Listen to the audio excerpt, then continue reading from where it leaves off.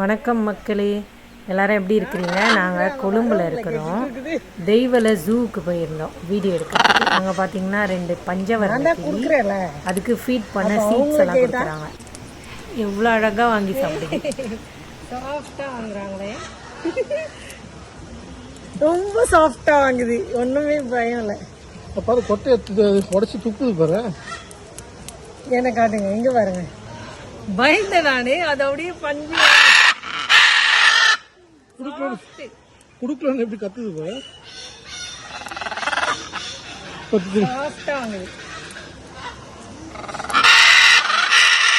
சரி இல்லை, நான் தான் கொடுக்குறேன், அவங்க வரவங்களை கேட்டுட்டு இருக்குது.